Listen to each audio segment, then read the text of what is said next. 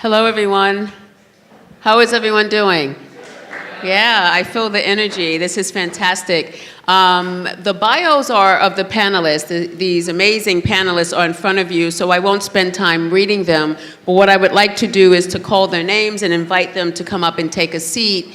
My comments will be really brief, like maybe 1 minute long. And then I really want to jump into why we're here, which is to hear from these amazing panelists. So if I can ask Lisa Kissinger, President of the New York State Social Studies Supervisory Association, to join us. Hello, Lisa, welcome. And Joe Rogers, Director of Public Engagement and Senior Researcher, Center for Educational Equity at Teachers College, and a personal friend. Erin Gary. Erin is the Vice Principal of Urban Assembly Bronx Academy of Letters, my hometown in the Bronx. So I'm going to throw up my X for you, Erin. Thank you. And Jasmine Gripper, the Legislative Director for the Alliance for Quality Education. Jasmine, wonderful. And last but not least, and I pray that I'm getting your name correctly, Baki Abudole. Is that correct? Please correct me. Abdullah, thank you so much for joining. Let's give the panelists a round of applause. Wonderful. Do I need to scoot a little bit and make some space? Okay. So once again, good afternoon, and I will say that I am deeply honored to be here to listen and to learn from a panel of folks who think deeply about and experience ground-level challenges and opportunities to bringing civics education to all school-age children and young people. So with Dr. Lalita Vasudevan and Laura Smith, I'm the co-founder of the Teachers College Civic Participation Project here at TC. And we started CPP in 2015, shortly after the non-indictment of Eric Garner's murder, and brought together people at TC from all walks of life to really become civically engaged in talking about what that meant for us as a society, certainly what did it mean continually for people of color and Black people in particular. But we started CPP in the hopes to engage the TC community with ideas and with actions that directly affected their lives as citizens of Teachers College. So when I say I'm honored to be here, I truly am, because I believe in listening to these panelists, it will help challenge me and my colleagues to really think deeply about the work that we seek to do. So with that, I want to jump right in, and Baki, I'd love to start with you and have all of the panelists answer this question. What was your civics education experience? And if you did not receive civics education in the classroom, what would you have wanted a young person to receive? In the fall of 2017, my democracy coach, Eleanor, walked through the classrooms like, we're gonna learn about civics. And I was like, why? And it wasn't until we started discussing different issues that our community is facing. It wasn't until we called our council member, which I didn't even know existed, and his office is 2 blocks away from our school. It wasn't until that time that I know that we could make a difference. And it wasn't that time that I know that we had civics. And we presented the idea to Civics Day with Just a Citizen, and during the summer, I actually got to work in his office. I was in charge of calling schools, meeting with principals, to making sure that the kids are able to participate in the participatory budgeting process. So I'm glad to have Just a Citizen and the experience to be able to help other kids have the same experience that I have. Wonderful. Talk about being on the ground, literally being on the ground and on the phone. Let's just go down the line and hear from all of our panelists. Yeah, so I'm a product of the New York City public school system. I went to high school actually in Queens, Hillcrest High School. I don't remember civics engagement really being a core part of anything we did in school. I'm sure there was like maybe 1 or 2 classes at the junior high school or high school level, but there really wasn't a focus or a concentration or importance put on it. And as someone who was a teacher, What I would like is that in the early years, like Betty said, first graders are learning about who elected officials are and about parts of government, just the beginnings of breaking that down into segments so that they have the building blocks as they get older to know how to move those parts of government to get what they need. My response is going to be almost exactly the same. I grew up in New York State as well, but upstate, and we had one semester of participation in government, and I think I did a public policy project, but that was it for me. And what I would really like to happen is see civics education happen earlier for young people. At our school, where I am, we start as early as 6th grade, and we're seeing it make a really huge difference for students in terms of their engagement in other classes. So that would be the hope for that to start even younger. I was fortunate. I had a mock trial competition in our school. We had drama. We had a number of extracurriculars. And it actually wasn't a government course per se that helped me understand the importance of hands-on experiential learning. It was a course called Shaker Studies. I don't know if you know the Shakers. It's the last community of Shakers in the world is in my hometown in a small town called New Gloucester, Maine. And so we actually, a couple times a week, took the bus, small group of us, out to Shaker Village. We interviewed the Shakers. We actually had to wear special gloves so as not to get our oils on these 250-year-old books. We did some excavating on the old mill site there in Shaker Village, a part they no longer use. And so it really began to connect, in my later life as an educator, as an education professional, the importance of hands-on learning, and actually being able to get out and do the work and learn by doing and interviewing people and interacting rather than just reading about the Shakers or anything in a textbook. So I would say my framing experiences are at the dinner table with my family, since my mother was an elected Board of Education member in Binghamton. I grew up in Binghamton, so upstate. I have strong memories of lots of conversation and arguing and discussing. We were expected to participate as children. I had a semester class, must have been, I'm a bit older than most of you. I was graduated a long time ago, but I remember my 12th grade government class. The man who taught it became the Broome County executive, so he was pretty plugged into the community. And I also was lucky to have served in an internship with the Broome County legislature. So I may predate the period where we didn't do that anymore because I had a very active experience in high school.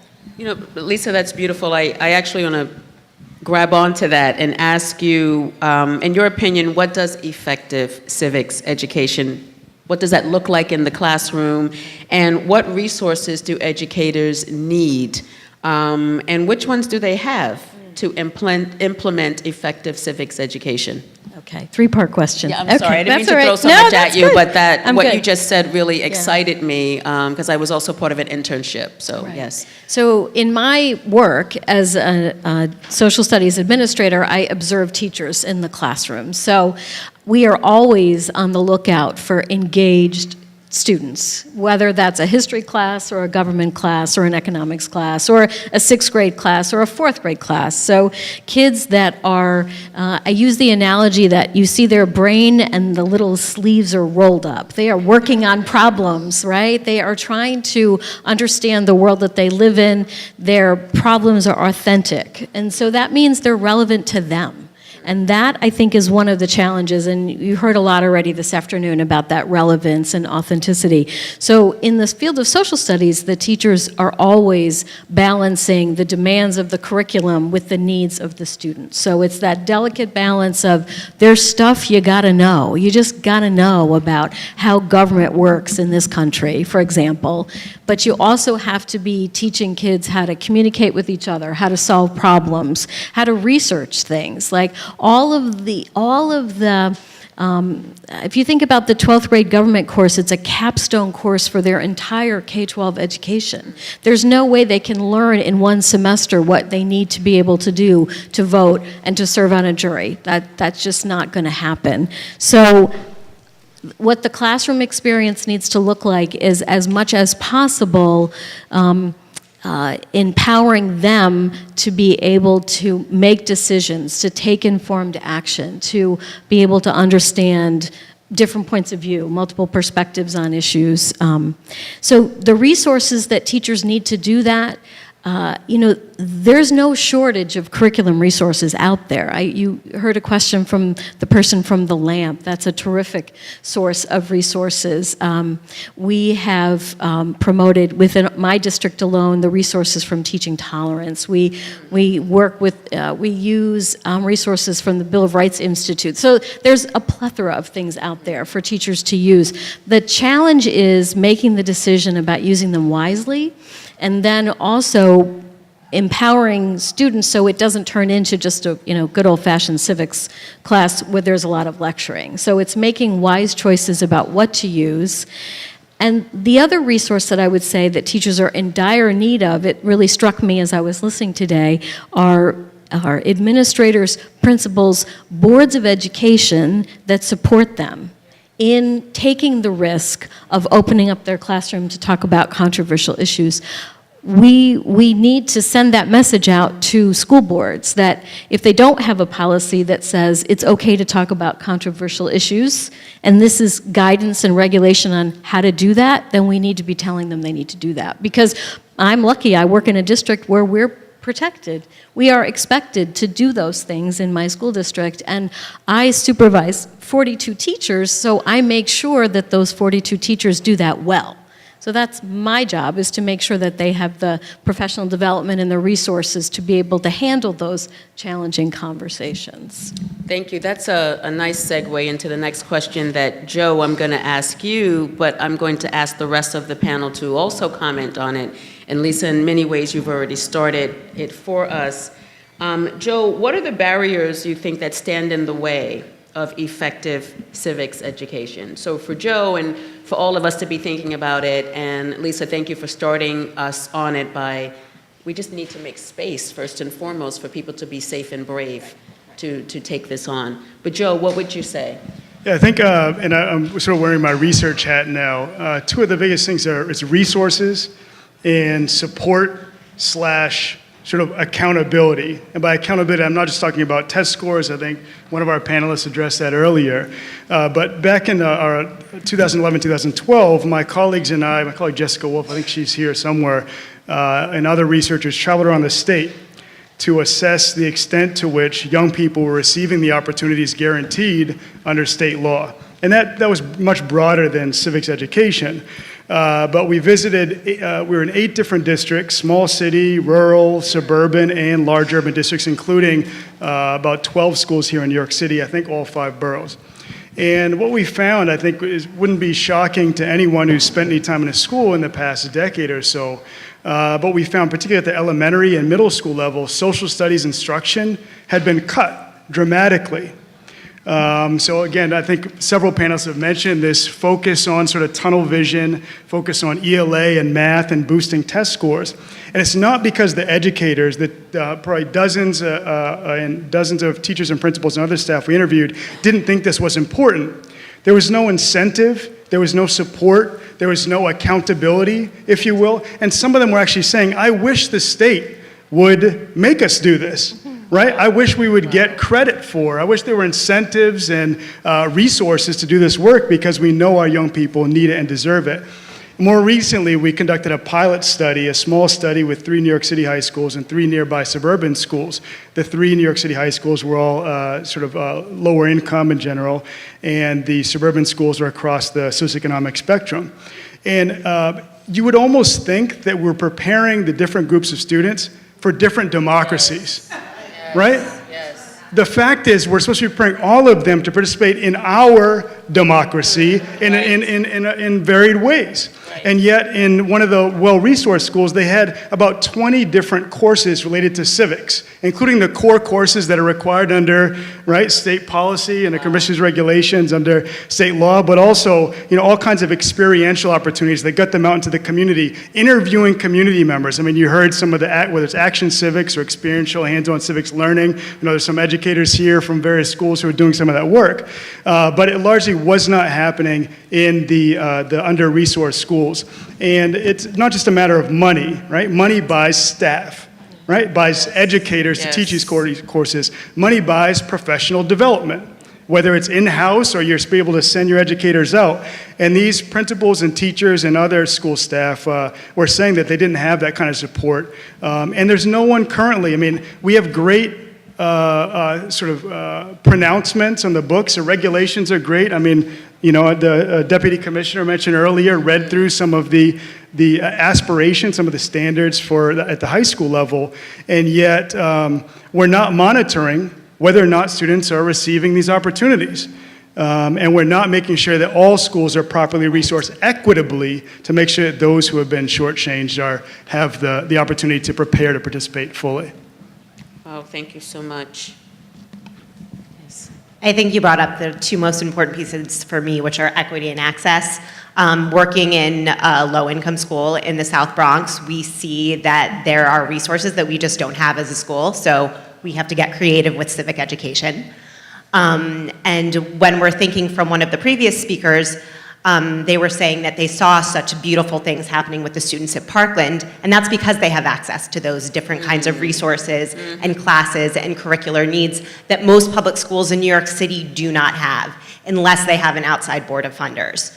So unless it's a part of the school that is really integral to the vision of the leaders, like at our school, we are making civics education a priority. We're finding ways for our 6th graders, our 7th graders, our 8th graders to engage in civics, even though it's not required by the state. And we're finding ways in classes that are not just social studies. They're doing this in science, they're doing this in ELA, they're having a drop everything and engage in a class that is exciting for you for 1 week, twice a year, where they do something involved with civics. But that needs to be a priority for school leaders if that's going to change and happen in New York City. Thank you, Erin. Jasmine, what do you think about this? Yeah, I agree with everything that was said, and I think I want to add, we have to look at teacher preparation courses, especially for elementary school teachers who teach a breadth of knowledge. If they are not getting an emphasis on how to integrate civics engagement throughout other curriculums, so how do you integrate civics into literacy? If they're not thinking about the integration of that across curriculum, then it won't happen. And so we have to look at teacher preparation courses. Are we giving teachers the tools to be able to learn when to interject this into their current curriculum and how to maximize that? I definitely want to agree with the part about leveraging funding and what access that kids have. I totally agree with what Joe said. There are some students in this state who are being educated to lead, and there are other students in this state who are being educated to follow. Right. And that is completely wrong, and we really need to undo that, and that all of our children are educated to be leaders, but they can't do that if they don't have access to resources and opportunity. And so we have to make sure resources and opportunity are equitably distributed across the state. Can we get an amen for that? Yes. Yes. Yes. Yes. As a student and hearing from other kids from the school, the biggest problem is the fact that there's such a large gap between what it means for civics and what it means to do civics. There's the law, there's the curriculum, and there's teachers that know the curriculum, but all it is about is learning it and taking tests. There's a one semester class in government, that's all we have. We need programs like Journal as a Citizen and having that so you can actually go to your council member's office and intern there. Most people don't even know there's such thing. They don't know about the council members. They don't know that there's a mayor. That's all they know. And that's all I knew before. And I believe we need more information. More kids need to be educated. And that's what civics is about. And they need to make sure that they're doing civics, not just voting. That voting is all that most people know when it comes to civics. They need to know that there's more than just that. Yes. Lisa, please. So there are a couple things that come to my mind through when I hear these comments. One is that there are lots of school settings across the state where kids don't have access. People don't think about the challenges of rural school districts in the Adirondacks where you may have to be on a bus for an hour to get to your school. So I think that that's important to keep in mind. And the other piece that I'm struck by is that the resource, if we're going to do active citizens or action civics, we need to make sure that the people on the other side of that equation are ready and equipped for that, because one of the challenges that I find as an administrator who facilitates connections between classrooms and government officials or politicians is that they have to be willing to work with kids. And so there's a little education on that side too about what that means when kids don't get it right the first time, or kids say something that, that sounds like you couldn't possibly mean that, but they, so people that work with students in these situations act like coaches, and that's challenging for some folks who don't have experience with kids. So I think we, at the same time, also have to be cultivating that mindset amongst our government officials that, yeah, let kids in. It's okay. You can trust them, and we're going to help them. We're going to facilitate that they can do it. And the last idea, and I had this idea earlier, is that professional development is needed not just in how to teach civic practices like discourse or research or news media literacy, but it's also just on politics. Like, social studies people have certification requirements where they need to take political science courses, but elementary teachers may not, for example. And so I think that I also think we're assuming that teachers know what's happening in their community, and sometimes they do, but sometimes they don't. And so I think that's a piece of it too, that we need to be educating, providing training around the content of politics that we want students to learn about. And maybe that means that we need to change certification requirements. Right. Maybe we need to require political science and maybe it's not even political science. I don't know what it is. Maybe it's that course in democratic action that we haven't developed yet. And everyone needs to take that to be certified to be a public school teacher. Can I just say quickly, because something Lisa said really resonated with me. It reminded me of this. Yes, I agree.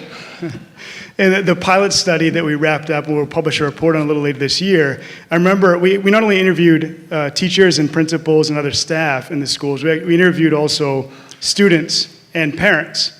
Right? And we can't neglect, what's happening outside and the perspectives of those who are parents who are too often outside, and the young people themselves, we're not consulting them when we're making these decisions. And so I remember there was one student in one school here in New York City. This school will remain unnamed because we have a confidentiality agreement with them. But the student said, I'm interested, I want to be an organizer. I'm interested in organizing. And none of my teachers know how to organize. Wow. Right? So we're talking about civic skills, not just rote learning. We're talking about getting involved, engaging elected officials, engaging community members. And, we could debate, we could have a longer discussion, and maybe we will in this coalition, about whether or not, a sound basic education or the constitutional requirement includes having teachers who are trained organizers. Right. I would vote for that, but we'll talk about that perhaps. But that really stuck with me, is that she didn't have educators who were prepared to do that work that she wanted to pursue. Wow, that is powerful. And I'm thinking about that, and Baki, I'm thinking about you saying one semester of government class. And this is a segue to my next question. There are exciting things that are happening. I mean, last night, if you watched, Stacey Abrams won about 75%, 80%, right, of the vote, and could possibly be on her way to being the first African-American governor. We're still making first in 2018, and certainly being a female would be a very powerful thing as well. But I'm thinking about that, and I'm thinking about kind of this current state that we're all living under of anxiety of some of the things that comes out of the White House in Washington, and I'm thinking about barriers. So Jasmine, I want to go to you and ask, in light of the current political landscape, how can the barriers that the panelists have enumerated be addressed? How can they be overcome? Yeah, there's no magic bullet to this. It's hard work. I think the first thing that I was thinking about in terms of that question was like silos. Too often we get caught in our own silos. Like, I just want to focus on civic education, and you have a really narrow view of what that means. And sometimes we need to broaden it up and see their interconnection in things. And I say that to say, like, AQE came into like this fight in terms of, we think about school climate is really important to us. Right. And we came across school climate as an issue because too many students of color are being suspended. And so when we're envisioning not only what we don't want, We started to envision what we do want, and having these envisioning practices with students and parents. What do you want your school to look like? What is a safe and supportive school environment to you? And that opens up to kids talking about curriculum. And part of the curriculum that they wanted to see was a culturally responsive curriculum, right? I want to see myself reflected in the curriculum in this classroom. I want to see the relevance of me. And so we have to be able to make the connections and weave in civic engagement where it fits in, right? And so how do you weave in civics in a culturally responsive education? How do you weave it into a positive school climate? Because kids now have decision-making authority. The other part is we have to get comfortable with disruption. As a teacher, I know how much people like to be in control of your classrooms. You plan, you want it to go this way and that way, but allow kids to be disruptive. And what do I mean by that? It's like organizing is disruptive. Yes. If we want radical change, we have to have radical demands and we have to take radical actions. And that means being disruptive. And that means kids will have to do something that normally we're told to, like, you walk in a straight line, stay inside this box. We need to take those barriers off children and allow them to think more freely. What does it mean? Why do we walk inside straight lines, right? It's about safety. Well, could we get from point A to point B while still being safe? Right. And is there a different way to do this? How are we challenging kids to think outside the box? And so I went to a classroom recently, and it was a civics class, a social studies class, and we're talking about government and advocacy. And the kids really weren't engaged. And finally, one girl says, you know what? It's not about you. We're just really frustrated with the school board right now. So I was like, let's unpack that. What are you frustrated about? The school board changed the rules or the requirements for graduation in the middle of the year, and we're all seniors. And we're now in jeopardy of not graduating on time. And I was looking at this teacher like, well, if this is what they care about, and this is impacting them, I was like, let's talk about organizing. How many students are in a school versus how many teachers? The idea that if students organize themselves, you outnumber the teachers in the classroom. The same way our democracy works, right? When the 99% get together, we can overthrow the 1% who are controlling power over us. So we have to be comfortable with allowing kids to have power and disrupt business as usual and do something that's radical and transformative. And we can't do that by keeping them in the box and maintaining control as leaders, because we are replicating the parts of our democracy that we're trying to undo. Right. Wonderful. You know, I always think that we should just watch like parliamentary sessions in London. Those folks know how to throw down. They throw down. Thank you so much for that, Jasmine. I want to ask Erin a question in many ways. Lisa, you've already begun to talk about it in terms of professional development, as the other panelists have as well. But Erin, what resources or professional development do educators need in order to shift away from what Joe was beginning to talk about, this kind of rote memorization, this obsession that we have with testing? What kind of PD needs to be offered to teachers in order to help them shift away from that framework and that mindset so that we can make space for open, free-flowing conversations that often need to happen for civics education? Well, I think the first thing that needs to happen is there needs to be space for those classes to even occur. So if you're in a school where there is not space for students to do anything except for math and English, which I worked in a school like that at some point, then this is almost a moot point. So we need to move away from that first. Then I think there needs to be a curriculum and a training series for teachers on how to do this. So with Generation Citizen at our school, teachers are trained on how to implement the curriculum. Then they get 2 democracy coaches who come into their classroom twice a week to implement that curriculum, or they have training sessions with an outside professional developer if they're doing a teacher-led model. So Eric and Kevin are 2 of my teachers who are here. So Eric, this is his 4th time during Generation Citizen, and Kevin just finished his 1st time. So now Eric's moving into a teacher-led model where students are participating in this civic engagement curriculum for the 3rd time, and Eric's really owning it and making it his own. So he's not doing the same thing again and again and again, but it's because he's had that space and that support from an outside organization and from his supervisor within the school to make sure that occurs. I think the 3rd thing for teachers is that they have early exposure and then some kind of follow-up. So if you want this to be something that's an important piece of a teacher's pedagogy, then it has to be something that's important. So that really needs to start in a teacher preparation program. And at the minimum, when they start teaching. So like my two guys that are here, they've been engaging in this kind of work since they started teaching. And so for them, this feels like what teaching should be, and for their students, this feels like what learning should be. Right. They don't come into the classes of these two teachers and just copy notes. They have debates, they have discussions, they read, they do activities that are meaningful and take action within their community. Right. And I thank those of you who mentioned teacher education for really calling us on it. I mean, I think it's appropriate. We're here at TC, and there are a lot of things that teacher education programs can do in terms of talking about race and class and sexual orientation and civics in ways that it doesn't just depend on them getting to their job and having their school's PD plan, you know, sort of roll that out and teach it to them. If we can start early in our teacher education programs, it makes it much easier to sort of gain a foothold and be sustainable by the time they become teachers and get PD. This brings me to our last question. I know it went kind of quickly, right? But it's a question that I would like each of you to talk about. And we're going to start with you, Baki, if that's okay. What model practices, if you know, and new developments are emerging out of the New York State's civics landscape? Now, you can answer that in terms of perhaps knowledge you have about this or a vision that you have for New York State.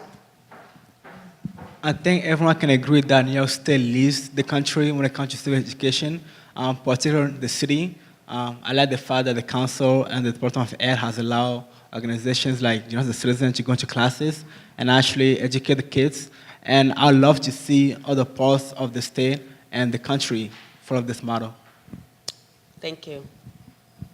Yeah, when I think about a vision for where we want to go, I think about community schools. If you really think about what a community school is supposed to be, civics would be woven into that, right? Because a community school is supposed to look at the whole child, their family, and their community. So when you look at that kind of situation, not only do what's here, but what could be if we organized, if we challenged power, if we pulled our resources, and if we made things happen, what are the channels of government we should be going to?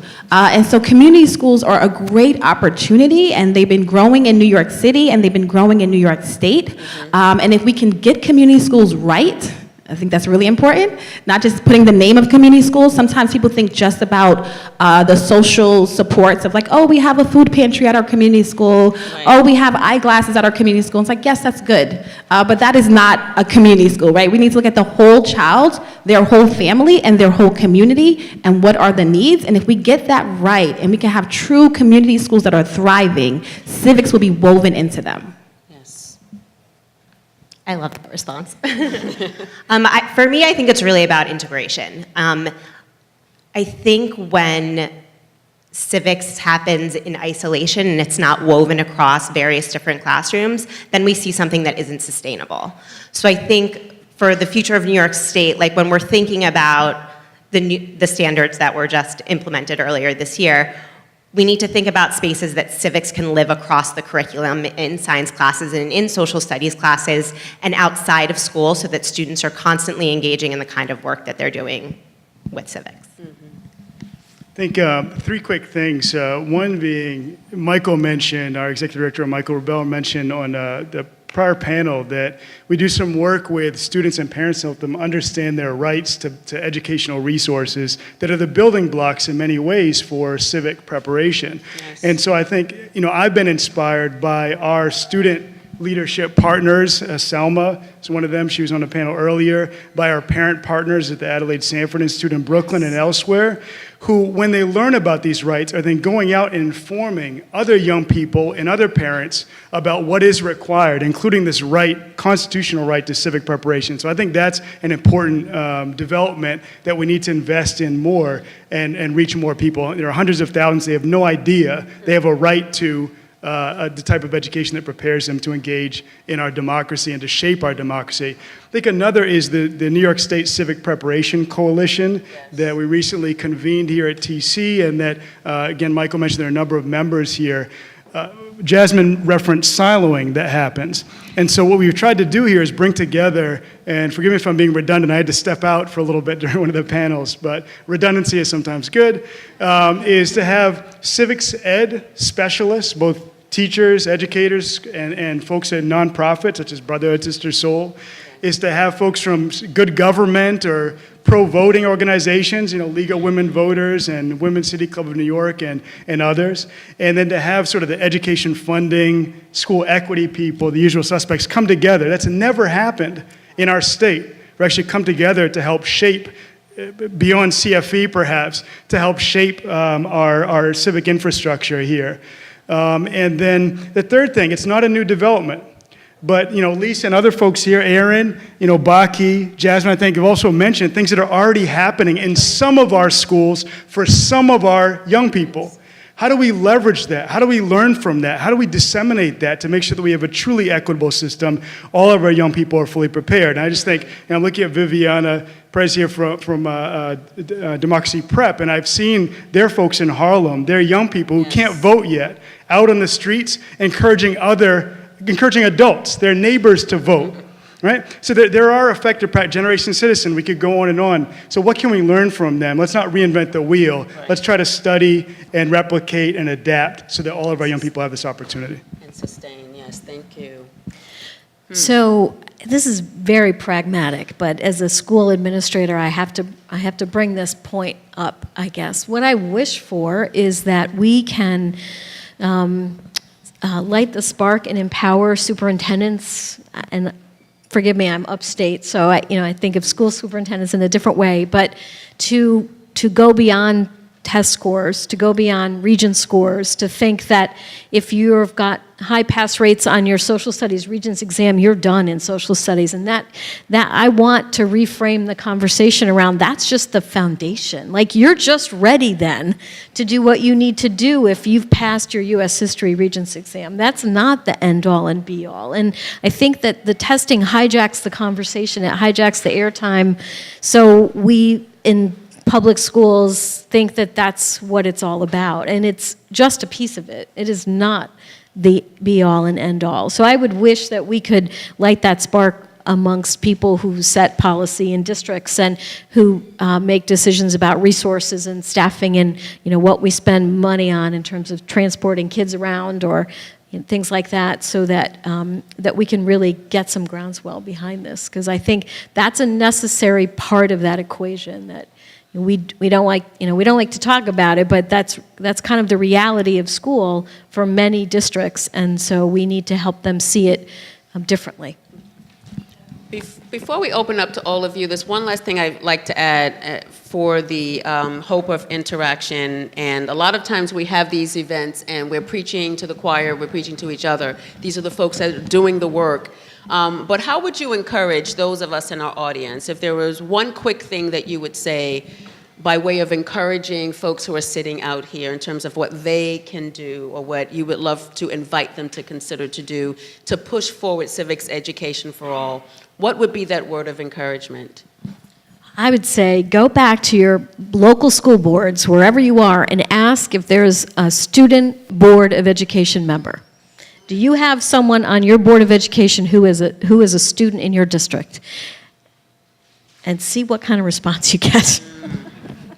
Record it. Yeah. Facebook Live. I'm dating myself. Everything is Instagram now. Joe, what? I would say I know I don't think it's news to anyone here, but I would just remind folks, and I need to remind myself also, that our young people are not just, we call them tomorrow's leaders, right? Tomorrow's civic leaders, tomorrow leaders. But we need to see them, they are leaders today. And I think some of the panelists we've had, including Baki, are a reminder of how much power and potential and great ideas and insights and leadership exists within our young people. And we just, as adults, collectively, here in New York State, we have to make sure we're pulling our resources and ideas to fully support the Bakis of the world and the Salmas of the world and the Sellas of the world so that they can realize their potential and set us on a path to a more just and better functioning democracy. Beautiful. Erin.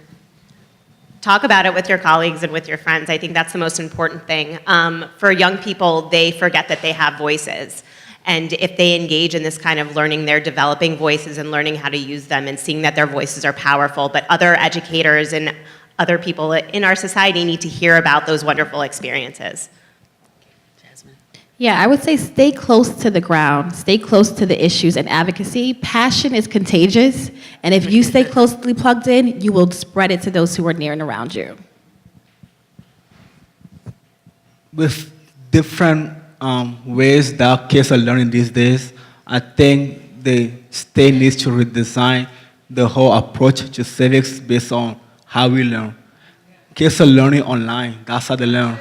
So we need to approach them that way. That's how kids are going to events now. They buy things online, they register for things online, they're not going on the streets and signing papers. So we need to approach things online, that's all. Join me in thanking them. I mean, I feel really encouraged, inspired, and it's a great opportunity to hear from you. So either step up to the mic, you can grab my mic. Let's hear from you to use the next couple of minutes to engage with the panelists to go a little bit deeper.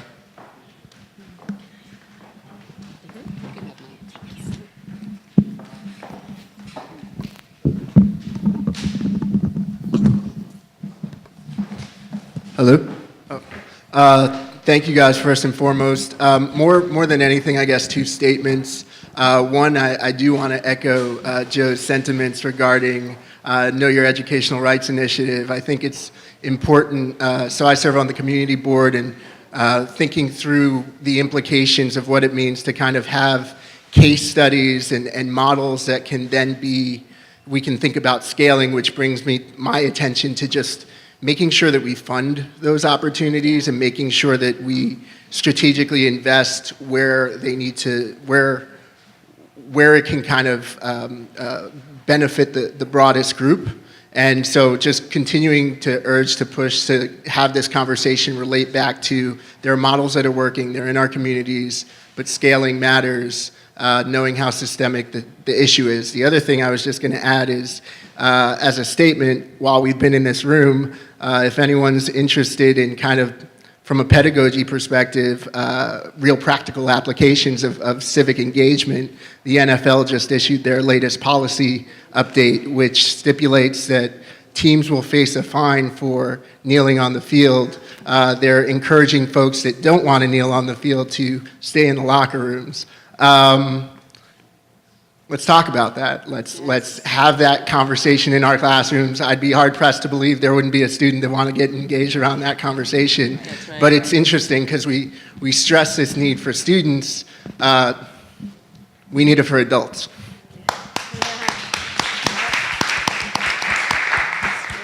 Yes. Hi, my name is Peter Goldberg. I'm here with Con Edison. We fund a number of civics groups.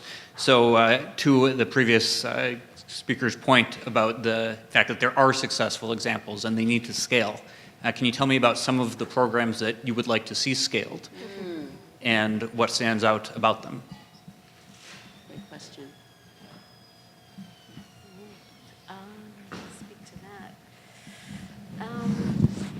So I think the answer to that is partnership. And because the most impactful work that I've seen is around local issues. You know, in the city, there are city local issues. So local issues, so who those partners are in your local community that you can work with is what, and that's not a direct answer to your question, but I think that's what I would like to see us figure out how to invest in. I was, Some programs, and one specific one, Just the Citizen, is growing fast, and it's growing fast for a reason. It's because people are realizing and people are seeing the impact that it is having. So, that's the question. And which program was that, Paki? I'm sorry. Just the Citizen. Generation Citizen. Oh. Yeah, right. There you go, right? The co-sponsors. I think that, you know, from just speaking from our pilot study more recently, there are a number of districts. Many of them are well-resourced. They have tons of teachers, staff who are teaching electives and extracurricular opportunities. It's not a novel idea, but I think it might be valuable to hold up what is available in some schools and use that as, and it doesn't have to look the same in every community, because what works in a well-resourced, sort of wealthy community may not be appropriate. It may not be culturally relevant. It may not be fitting or beneficial to the folks there. But I think looking at the range of opportunities and the redundancies and opportunities that are available in some schools, I think could be very instructive. I'm Mark Levitt, and I'm heartened and excited, but I'm also depressed by the scope of the problem. Here's the question. How can some of the wonderful ideas that we're talking about be more connected with the business community? Here's the background. More than 35 years ago, I served a 3-year sentence on a community school board where I was the only parent sitting on the board of a child attending public school. I've been involved in many different kinds of things over the years. Recently, I was the assistant coach of the Islamic Razi School in Queens, Moot Court High School competition team. Last week, I was at the career day of Queens Vocational High School, explaining what it means to be an elder lawyer, be a lawyer in general. So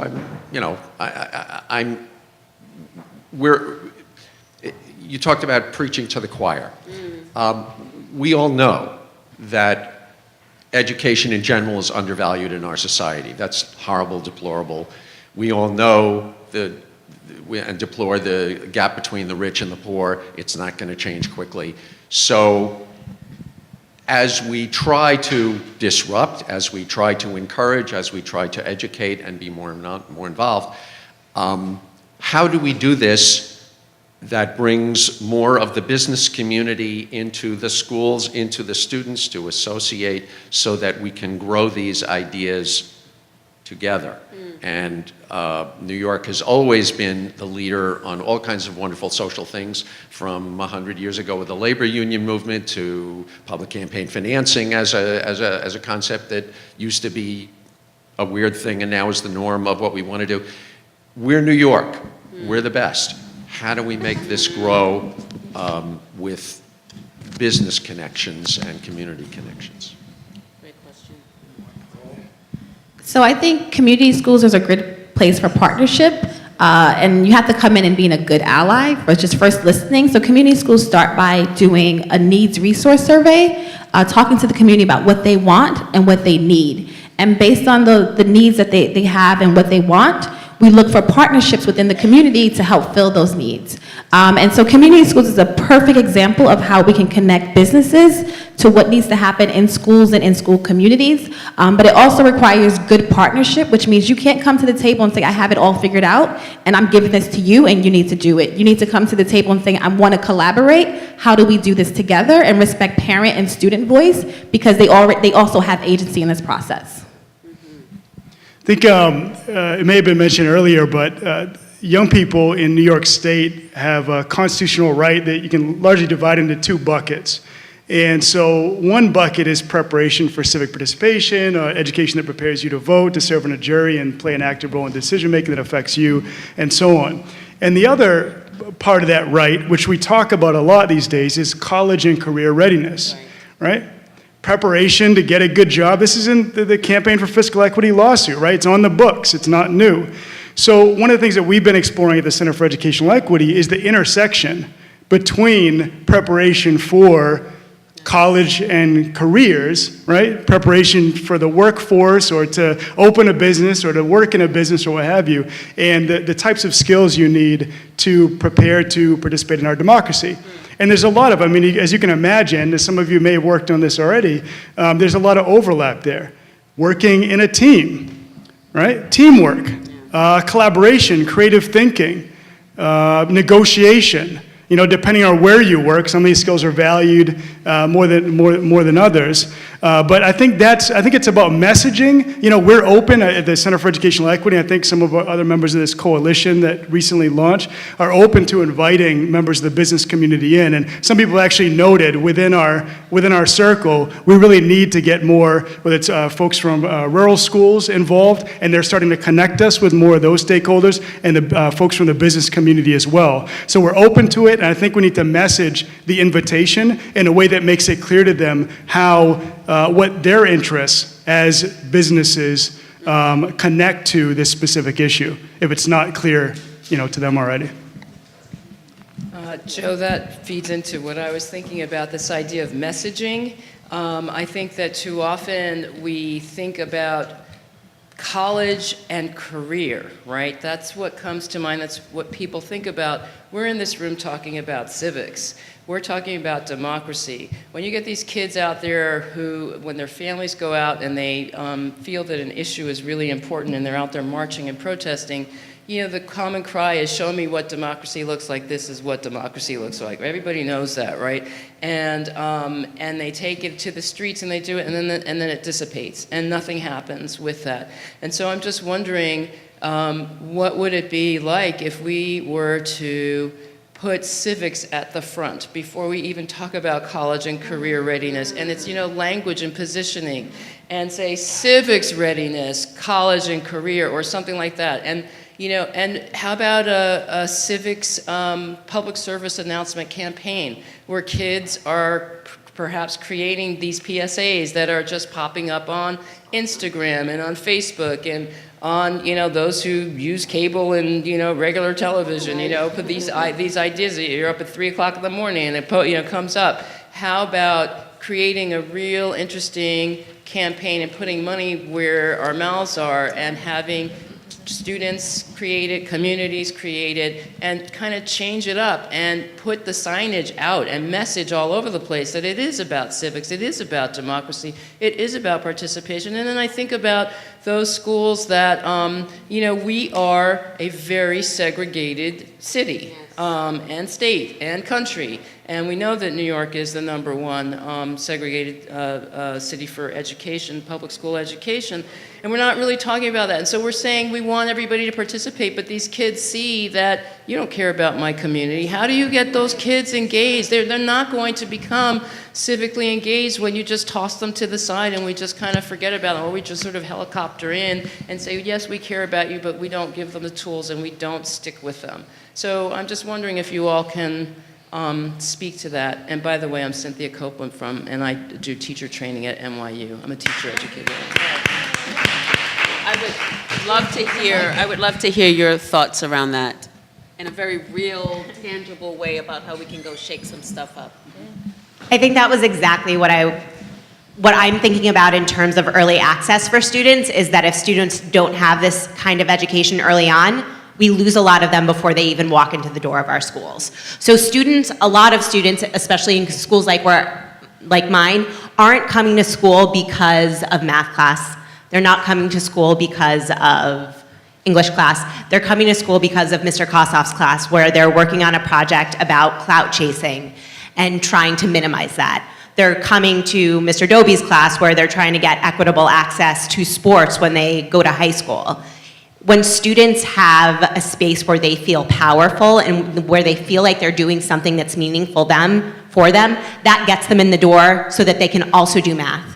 And then they can also do social studies. They can also read. They can also go to science. But this is the way in the door. And I actually wonder if what you're saying is what the true lever for shifting education for some of our hardest to serve students is. Mm-hmm. And I think that you might be right.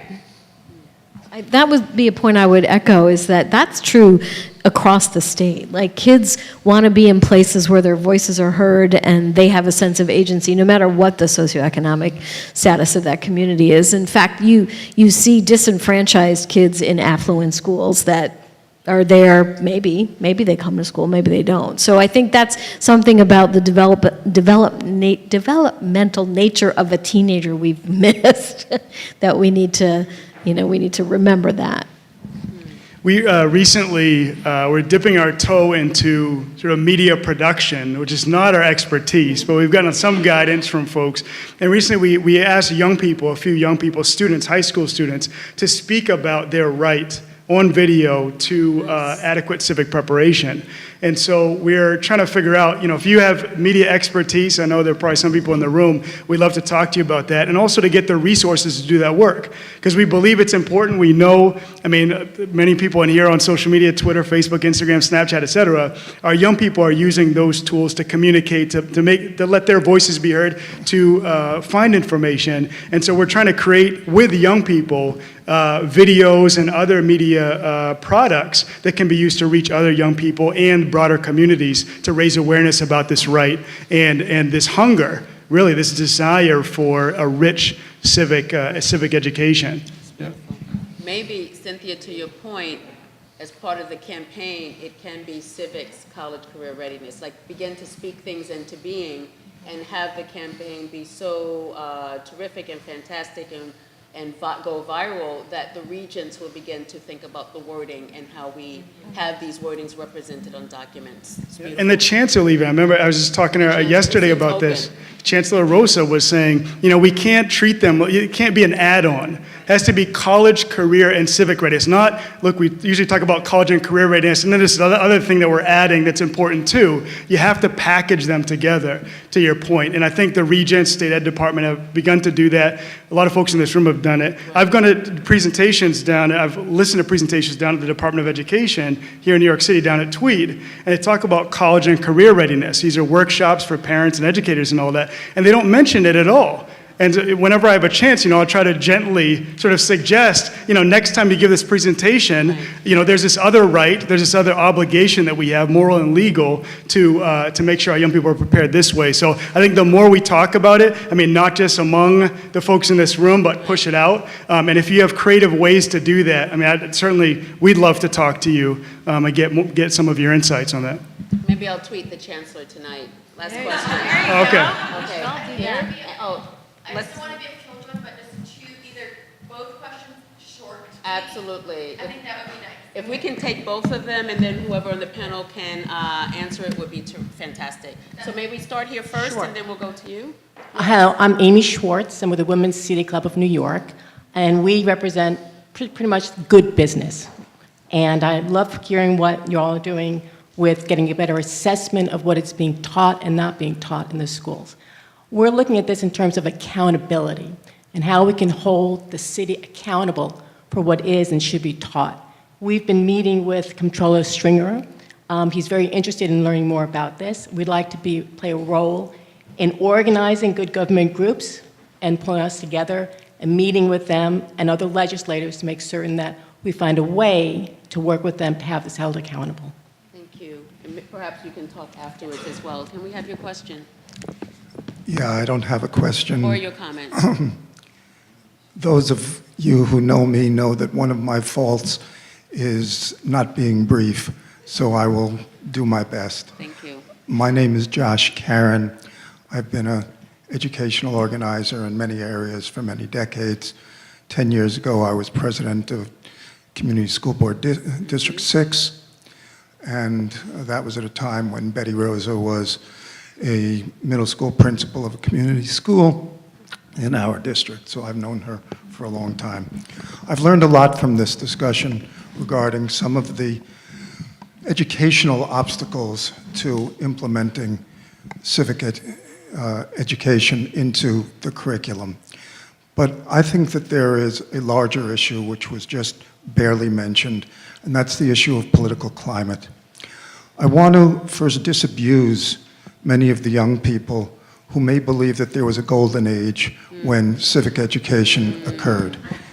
It never did. When I went to school, black people couldn't even vote, let alone get a civic education in their schoolroom.